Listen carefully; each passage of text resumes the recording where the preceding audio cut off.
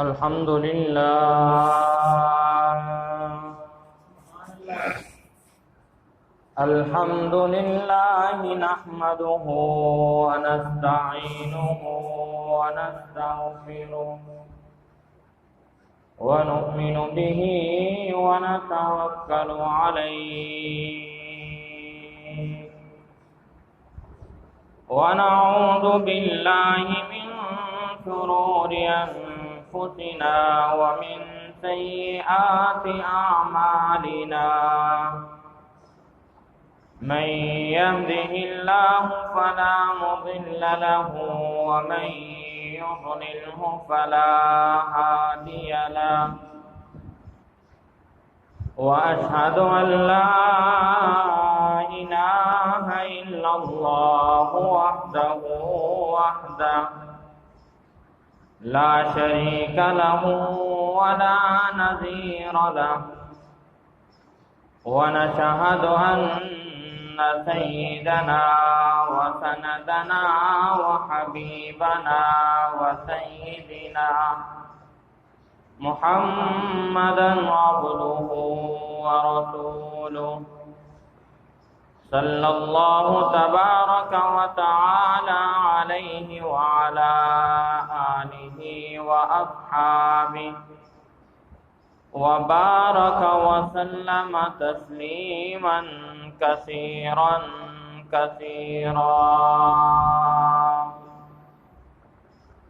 أما بعد فأعوذ بالله من الشيطان الرجيم بسم الله الرحمن الرحيم يا أيها الذين آمنوا لا تتخذوا اليهود والنصارى أولياء بعضهم أولياء بعض وقال تعالى في مقام آخر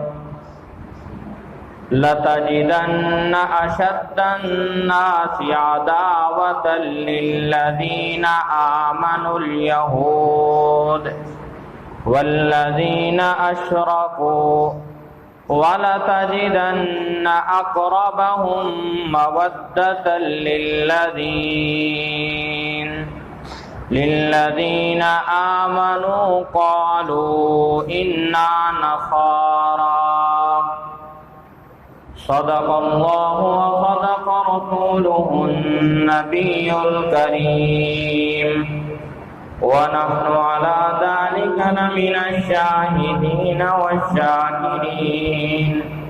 والحمد لله رب العالمين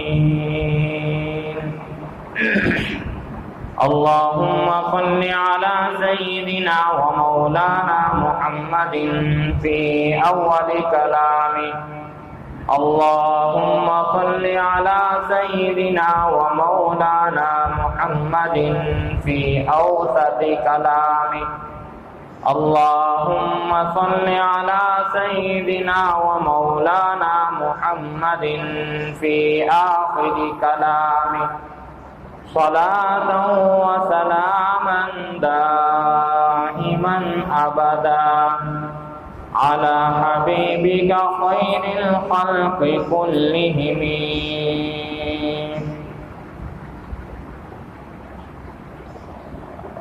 اللہ رب العالمین کی حمد و ثنا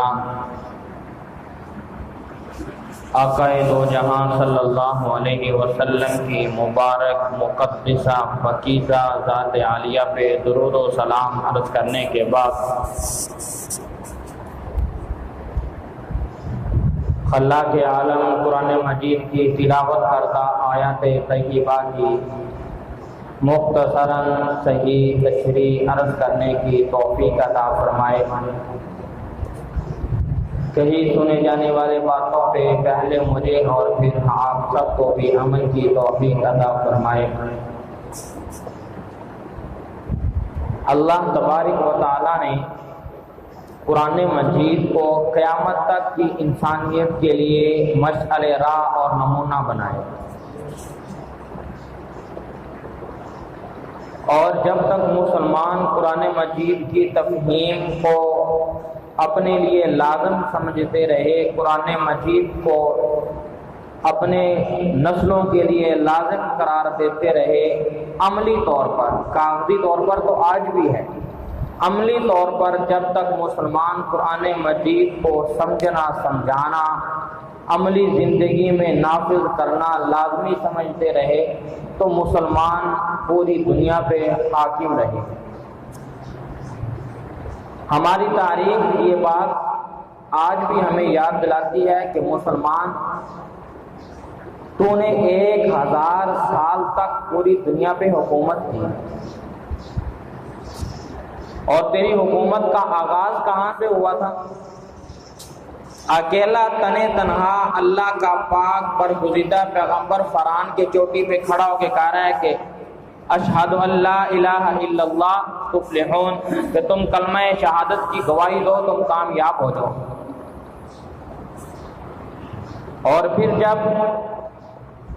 مسلمان اور کافروں کے درمیان اسلام اور کفر کا پہلا معرکہ ہوا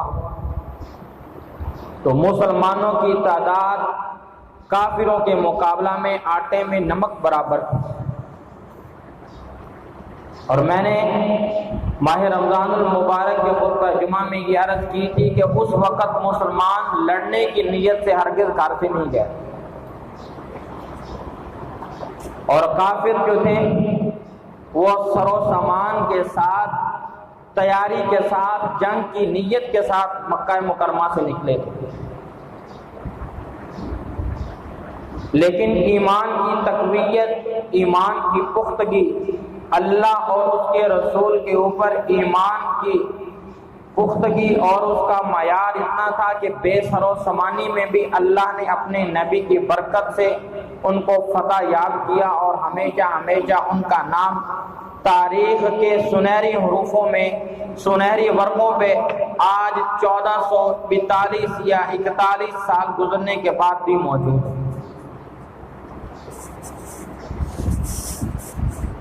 تو میں نے عرض کی کہ ہم مسلمان جب تک عملی طور پہ قرآن مجید کو اپنی زندگی میں نافذ ہم نے رکھا تو مسلمانوں نے حکومت کی ہے، اور یہ ابتدا سے، اب سے نہیں، ابتدا سے ہی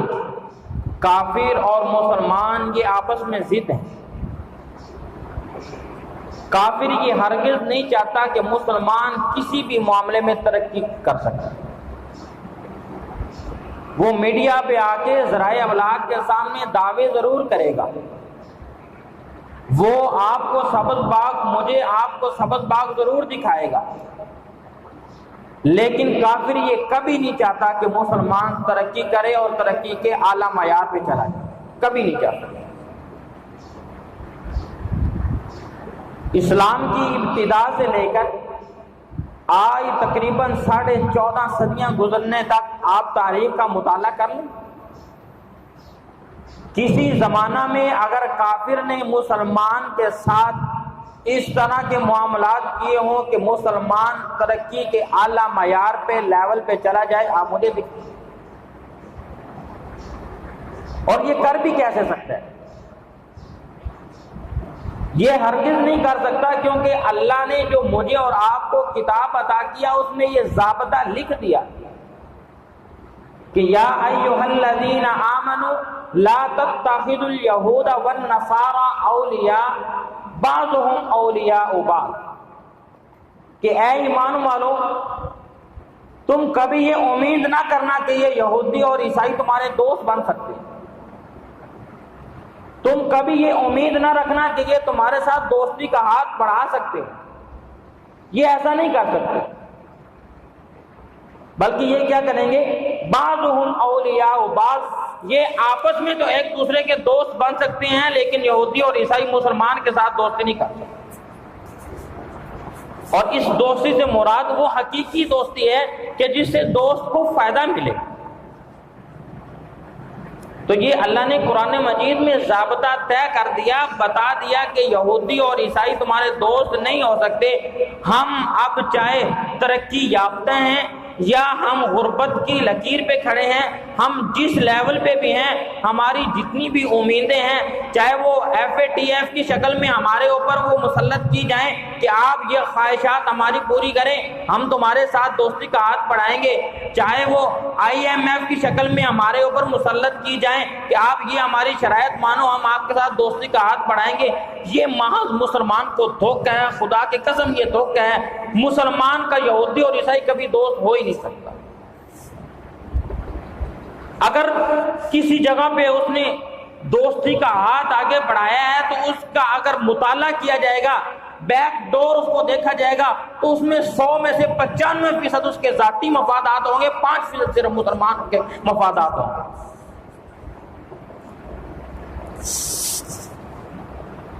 اللہ نے انسان کو عقل ضرور دی ہے، چاہے وہ انسان مسلمان ہے یا کافر ہے، چاہے وہ عیسائی ہے یا یہودی ہے یا ہندو ہے یا مسلمان ہے، اللہ نے انسان کو عقل دی ہے۔ تو انسان جب عقل کے تقاضوں کے مطابق عقل کو استعمال کرتا ہے،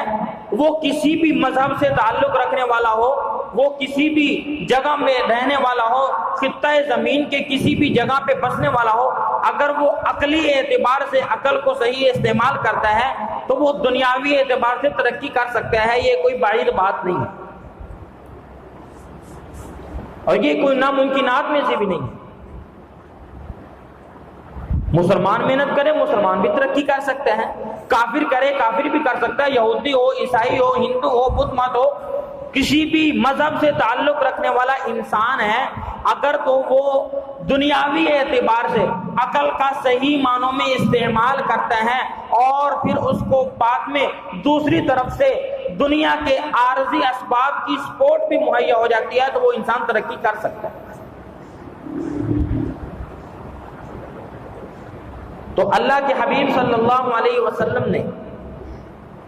آج سے 14 صدیاں پہلے مدینہ طیبہ سے یہود کو نکال کے مجھے اور آپ کو اور قیامت تک کی انسانیت کو یہ بات بتلائی کہ یہودی مسلمان کے ساتھ کبھی بھی خیر خواہ نہیں ہو سکتا۔ حالانکہ رسول اللہ صلی اللہ علیہ وسلم کی ذات سے بڑھ کر دنیا میں کوئی نرم گوشہ ذات ہو ہی نہیں سکتی۔ آپ صلی اللہ علیہ وسلم کی ذات طیبہ تو وہ مقدس ذات ہیں کہ اپنی ذات پہ لوگوں نے جتنے بھی مظالم ڈھائے، اپنے رشتہ داروں کو شہید کروا دیا، اپنے گھر کو شیب ابی طالب میں محصور کروا دیا، سارا کچھ برداشت کر کے صرف اور صرف مسلمانوں کی خیر خواہی اور اسلام کی خیر خواہی کے لیے ہمیشہ اللہ سے یہ دعا کی کہ یا اللہ اگر مسلمانوں اور اسلام کی سربلندی اور خیر خواہی کے لیے جو لوگ بہتر ہیں ان کو اسلام میں ڈال دے، اسلام میں بھیج دے۔ اور پھر مسلمانوں اور اسلام کی خیر خواہی کے لیے اللہ کے حبیب صلی اللہ علیہ وسلم نے صلح حدیبیہ کی، باوجود اس کے کہ کئی ساری شکیں اس وقت جو حضرات صحابہ اکرام تھے ان کے عقل کے مطابق وہ مسلمانوں کے لیے نقصان دہ تھی، لیکن اللہ کے حبیب صلی اللہ علیہ وسلم نے صلح حدیبیہ کر کے امت کو قیامت تک کی انسانیت کو یہ سبق دیا کہ اگر اسلام اور اہل اسلام کی ترقی کے لیے، ان کی امان کے لیے، ان کو ظلم سے نکالنے کے لیے اگر اس طرح کی کوشش کی جائے تو یہ بھی اسلام کے اندر جائے گا۔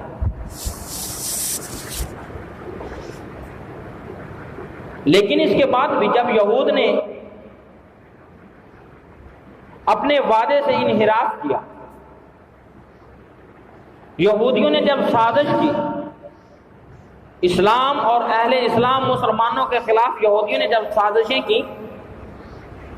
تو رسول اللہ صلی اللہ علیہ وسلم نے مدینہ طیبہ سے یہودیوں کو جلا وطن کیا ہے، اور پھر وہاں مدینہ طیبہ سے نکلنے کے بعد انہوں نے خیبر کے مقام پہ جا کے اپنی رہائشیں بنائی ہیں اور وہاں پہ جا کے یہ رہائش گزیر ہوئی۔ تو جب رحمت والے نبی نے ان کو مدینہ طیبہ سے نکال دیا، امت کو یہ سبق بتا دیا کہ یہ تمہارے دوست نہیں بن سکتے، تو پھر آج کیسے یہ ہو سکتا ہے کہ یہ یہودی مسلمان کے ساتھ دوستی لگا سکتے؟ اور آج یہود نے ہمارے قبلہ اول پہ جو خون کی ہولی کھیلی ہے، مسلمان اگر اسی سے سمجھ جائیں تو یہ قیامت تک پھر بھی مسلمانوں کی ترقی کے لیے یہ بات ایک ہی کافی ہے۔ وہ مسجد، وہ مقدس مسجد، وہ مقدس سرزمین جس کے لیے اللہ کے نبی صلی اللہ علیہ وسلم کی ایک حدیث نہیں، بخاری، نسائی، ابن ماجہ کی 20 حدیثیں ایسی ہیں جس میں اللہ کے حبیب صلی اللہ علیہ وسلم نے سرزمین شام کے بارے میں کئی ساری خوشخبریاں سنائی اور اس زمین کو امن کی جگہ قرار دیا۔ موجودہ فلسطین اور بیت المقدس جو ہے یہ شام کا علاقہ ہے، یہ آپ صلی اللہ علیہ وسلم کے زمانہ میں شام کے اندر تھا، اور آپ صلی اللہ علیہ وسلم نے اسی علاقہ کے بارے میں احادیث کی کتب میں جو حدیثیں موجود ہیں کئی ساری بشارات بتائی۔ چند ایک عرض کرتا ہوں۔ حضرت ابو ہریرہ رضی اللہ تعالیٰ عنہ، بخاری شریف کی حدیث ہے، حضرت ابو ہریرہ اس حدیث کے راوی ہیں۔ حضرت ابو ہریرہ رضی اللہ تعالیٰ عنہ فرماتے ہیں کہ میں نے رسول اللہ صلی اللہ علیہ وسلم کے پاس بیٹھ کے یہ گفتگو کی، آپ صلی اللہ علیہ وسلم سے یہ پوچھا کہ یا رسول اللہ، دنیا میں کوئی ایسی مسجد ہے کہ جس میں بندہ نماز پڑھے اور اس کے سارے گناہ معاف کر دیے جائیں؟ تو آپ صلی اللہ علیہ وسلم نے فرمایا کہ مسجد حرام اور مسجد نبوی کے بعد مسجد اقصی وہ مسجد ہے کہ جب کوئی مسلمان نماز کی نیت سے اس مسجد میں جائے اور ایک نماز اس مسجد میں پڑھے تو اللہ تعالیٰ اس کے پچھلے گناہ اس طرح معاف کر دے گا کہ جب وہ پیدا ہوا تھا تو اس کے کھاتے میں کوئی گناہ نہیں تھا، ایسے ہی وہ اس وقت ہو جائے گا جب وہ مسجد اقصی میں ایک نماز ادا کرے۔ یہ امام بخاری نے اپنی کتاب بخاری میں یہ حدیث نقل کی ہے۔ آج وہی مسجد اور اس مسجد کے دروازے مسلمانوں کے لیے بند کر دیے گئے، اور رسول اللہ صلی اللہ علیہ وسلم نے فرمایا کہ کوئی بھی مسلمان قصد کر کے، ارادہ کر کے، سوائے 3 جگہوں کے کسی جگہ کا سفر نہ کرے، اگر وہ کرے تو ان 3 جگہوں کا سفر کرے قصد اور ارادے کے ساتھ۔ نمبر 1 مسجد حرام یعنی مکہ مکرمہ کا سفر کرے ارادے اور قصد کے ساتھ کہ میں وہاں مسجد میں جا کے نماز ادا کروں گا، تو اللہ تعالیٰ اس کے ہر قدم پہ اس کو 700 نیکیاں عطا فرماتے ہیں، یہ حدیث میں موجود ہے۔ دوسرا مسجد نبوی مدینہ طیبہ، آپ صلی اللہ علیہ وسلم نے فرمایا ارادہ اور قصد کے ساتھ جو مسلمان اس ارادہ کے ساتھ گھر سے سفر کرتا ہے کہ میں مسجد نبوی میں جا کے نمازیں ادا کروں گا، اللہ ہر قدم پہ 700 نیکیاں عطا فرماتے ہیں۔ تیسرا مسجد اقصی یعنی کہ قبلہ اول مسلمانوں کا، جو مسلمان قصد اور ارادہ کے ساتھ اس کا سفر کرے کہ میں مسجد اقصی میں نماز ادا کروں گا، اللہ ہر قدم پہ 700 نیکیاں عطا فرماتے ہیں۔ اور یہ مسلمانوں کا حضرت آدم علیہ السلام سے لے کر ہمارے پاک پیغمبر صلی اللہ علیہ وسلم کے اعلان نبوت کے 16 مہینے بعد تک مسلمانوں کا یہ قبلہ رہا ہے۔ رسول اللہ صلی اللہ علیہ وسلم اعلان نبوت کے بعد 16 مہینے تک بیت المقدس کی طرف منہ کر کے نمازیں ادا کرتے رہے، اور آپ صلی اللہ علیہ وسلم کی دلی خواہش تھی کہ اللہ ہمارا کعبہ جو ہے وہ بیت اللہ کو، مسجد حرام کو بنا دے، اور اس کا رسول اللہ صلی اللہ علیہ وسلم نے باقاعدہ اظہار نہیں کیا تھا لیکن دعا کیا کرتے تھے، اللہ سے دعا کیا کرتے تھے کہ یا اللہ میری خواہش ہے کہ ہمارا قبلہ جو ہے وہ بیت اللہ کو بنا دیا جائے، مسجد حرام کو بنا دیا جائے۔ چنانچہ 16 مہینے کے بعد عصر کی نماز کی ادائیگی کے دوران اللہ نے یہ حکم نازل فرمایا اور اسی وقت دوران نماز مسجد اقصی سے بیت المقدس سے بیت اللہ کی طرف منہ کیا گیا، اور جس مسجد میں یہ نماز ادا کی جا رہی تھی اس مسجد کا نام مسجد قبلتین رکھ دیا گیا۔ جو لوگ وہاں کا سفر کر کے آئے ہیں وہ بتاتے ہیں کہ وہاں پہ 2 محراب آج بھی موجود ہیں، کہ جس طرف پہلے منہ کر کے نماز پڑھی جاتی تھی وہ بھی موجود ہے، اور جو اب ہے یعنی کہ خانہ کعبہ کی طرف جس طرف اب منہ کر کے نماز پڑھی جاتی ہے وہ محراب بھی اس وقت بنا ہوا ہے۔ تو رسول اللہ صلی اللہ علیہ وسلم کے بعثت کے 16 مہینے بعد آپ کی خواہش پر مسلمانوں کا قبلہ تبدیل کیا گیا، اور یہ قبلے کے تبدیلی کے احکامات اللہ نے سورۃ بقرہ میں تفصیل سے نازل کی۔ اور حضرت جابر رضی اللہ تعالیٰ عنہ اس حدیث کے راوی ہیں، وہ فرماتے ہیں کہ ہماری جماعت میں ایک صحابی رسول موجود تھے، انہوں نے عصر کی جماعت ہمارے ساتھ ادا کی تھی جب قبلہ تبدیل ہوا۔ تو بعد میں جب وہ اپنے علاقہ میں گئے تو لوگ ابھی تک مسجد اقصی یعنی بیت المقدس کی طرف منہ کر کے نماز پڑھ رہے تھے، تو انہوں نے نماز کے اندر ہی اعلان کیا کہ میں اللہ کا نام لے کے یعنی کہ اللہ کی قسم اٹھا کے کہتا ہوں کہ میں نے عصر کی نماز رسول اللہ صلی اللہ علیہ وسلم کے پیچھے ادا کی۔ آپ صلی اللہ علیہ وسلم نے دوران نماز اپنا چہرہ جو ہے وہ بیت المقدس سے بیت اللہ کی طرف پھیر دیا ہے۔ تو اس وقت جو نمازی تھے انہوں نے چہرہ تو بیت اللہ کی طرف پھیر دیا، لیکن بعد میں جب نماز ختم ہوئی تو اس صحابی رسول سے سوال کیا کہ ہمارے جو فوت ہو گئے لوگ، جو لوگ جنگوں میں شہید ہو گئے یا اپنی طبی موت مر چکے ہیں، انہوں نے تو بیت المقدس کی طرف چہرہ کر کے نمازیں پڑھی ہیں، ان کی نمازوں کے بارے میں آپ ہمیں کیا بتاتے ہو؟ تو یہ گفتگو ادھر لوگ کر رہے تھے۔ ان لوگوں نے کہا کہ ہم اللہ کے نبی کے پاس چلتے ہیں، یہ سوال پوچھ لیتے ہیں۔ ابھی وہ لوگ پہنچے نہیں، اللہ نے جبرائیل کو بھیجا کہ جاؤ میرے نبی کو بتا دو کہ اللہ تعالیٰ ہرگز ایسا نہیں کرتے کہ کوئی مسلمان عبادت کرے اور اس کی عبادت کو ضائع کرے۔ تو چنانچہ اللہ نے ان کی نمازیں بھی قبول کر لی، ان کی نمازیں بھی قبول ہوں گی۔ تو آج وہی بیت المقدس ہمارا قبلہ اول آج خون میں نہا رہا ہے، لیکن مسلمانان عالم آج اپنی غفلت کی نیندوں میں آرام سے مست ہیں۔ سلامتی کونسل کا اجلاس ہو رہا ہے، وہ سلامتی کونسل جو ہے ہی ان کی، آپ یہ امید کر ہی نہیں سکتے کہ سلامتی کونسل آپ کے حق میں فیصلہ دے گی۔ سلامتی کونسل کا اجلاس 3 دن تک جاری رہا، فیصلہ کیا ہوا ہے کہ اسرائیل سے جنگ بندی کا مطالبہ کیا گیا، بس اور کچھ نہیں کیا گیا۔ وہ جنگ بندی کا مطالبہ تو ہر حکمران اپنے ملک میں بیٹھ کے بھی کر سکتے ہیں۔ اور یہ آج رات کی خبر تھی کہ موجودہ امریکہ کا جو صدر ہے اس نے اسرائیل کی حمایت کا باقاعدہ اعلان کیا، کیونکہ بعض ہم اولیاء و بعض یہ آپس میں ایک دوسرے کے دوست ہیں، مسلمانوں کے خیر خواہ کبھی نہیں ہے۔ یہ اقوام متحدہ جس کا مسلمانوں کا اکثر حصہ اس کا ممبر ہے، کبھی آپ دیانتداری سے بتائیں کہ مسلمانوں کے حق میں کوئی ایک متفقہ قرارداد اقوام متحدہ نے منظور کی ہو؟ تو میرے دوستو، آج مجھے اور آپ کو بھی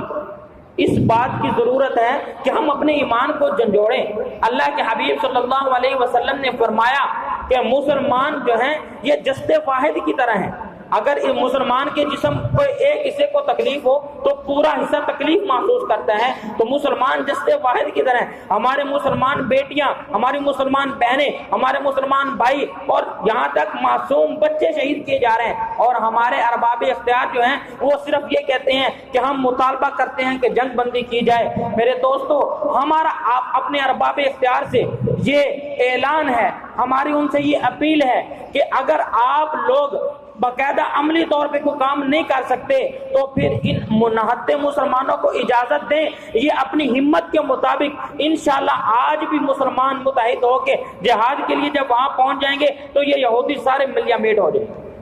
ختم ہو جائیں گے، اور ان یہودیوں نے اللہ کے نبی کے فرمان کے مطابق قیامت سے پہلے مرنا ہے۔ اللہ کے حبیب صلی اللہ علیہ وسلم کی صحیح حدیث ہے، علماء سے پوچھ لیجئے گا، آپ صلی اللہ علیہ وسلم نے فرمایا کہ قیامت سے پہلے اللہ دنیا سے یہودیت کو ختم کر دیں گا، پوری دنیا میں ایک یہودی بھی باقی نہیں بچے گا قیامت سے پہلے۔ جب تک یہودی باقی رہیں گے تب تک دنیا میں قیامت نہیں آ سکتی۔ یہاں تک کہ اللہ کے حبیب صلی اللہ علیہ وسلم کی حدیث کی تشریح میں محدثین نے لکھا ہے کہ یہودی جب ان کے ساتھ اعلان جنگ ہوگا، جب ان کو قتل کیا جا رہا ہوگا تو یہ درختوں کے پیچھے، ٹیلوں کے پیچھے چھپیں گے، اور حدیث کے الفاظ ہیں کہ وہ درختوں کو اللہ گویا ہی دیں گے، وہ بول کے کہیں گے کہ مسلمان میرے پیچھے یہودی چھپا ہوا ہے، اس کو مارو۔ یہ حدیث کے الفاظ ہیں۔ تو ان یہودیوں نے ختم ہونے ہیں